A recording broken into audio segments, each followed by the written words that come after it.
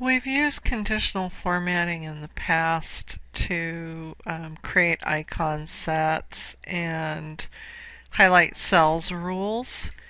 And this lesson introduces a new kind of conditional formatting called a color scale that shows a variation in values through the use of lighter and darker shades of colors. And you can also use combinations of colors. So what we're going to do in this particular activity is apply a color scale to the unit sales. How many of these items are we selling? So I'm going to select range C6 through F10.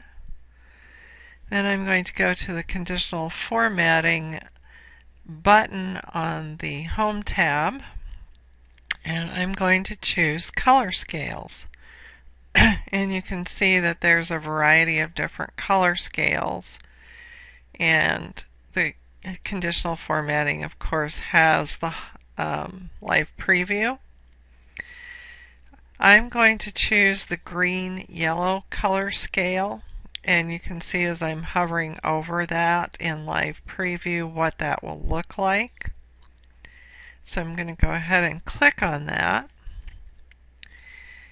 Now I'm going to tweak my color scale a little bit. So I'm going to click conditional formatting again and go down to manage rules.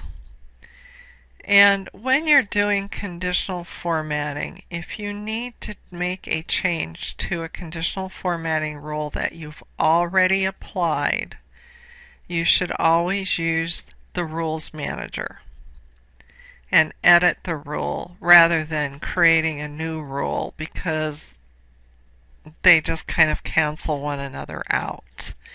And if you're doing conditional formatting, for example, in SimNet, you're going to get marked off if you have more than one rule when you should only have one. So my rule is selected. I'm going to click Edit Rule. And what I'm going to do is change the colors that I'm using for the color scale. So on the minimum value, I'm going to click the down arrow on the color palette, and I'm going to use white background 1. And then for the maximum value, I'm going to use white background darker 50%.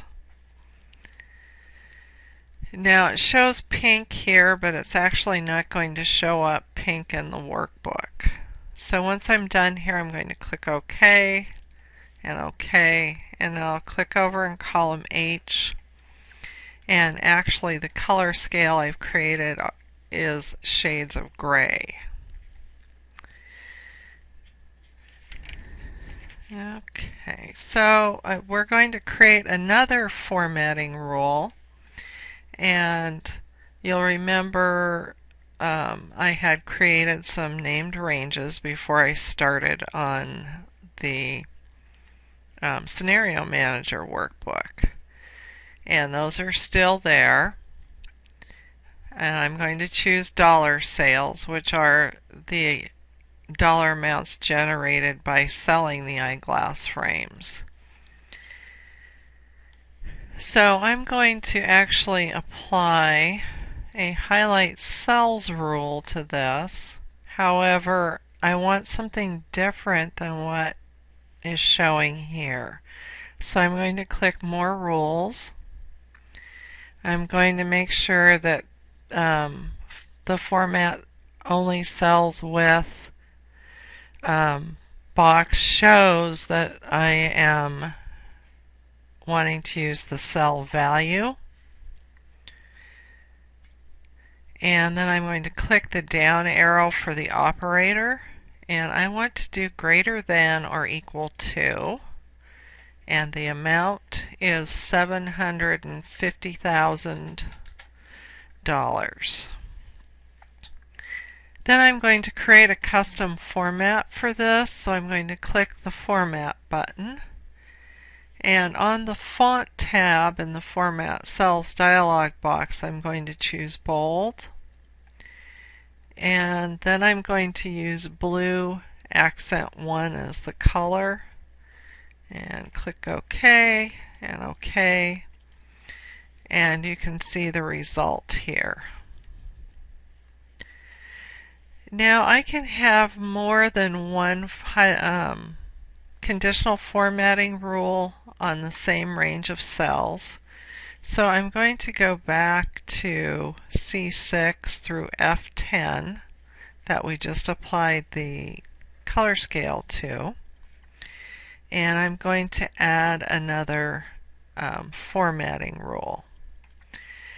So this time I'm going to add a highlight cells rule to this range, and I'm going to choose the equal to. And what I want to highlight are the cells that are equal to 1,500 units. And then I'm going to apply a custom format, and I'm going to use the same format that I used on the other figures down below, bold, blue accent 1 font. Okay, so if I look at the Rules Manager here, I'll see that there are two rules applied to this particular range of cells.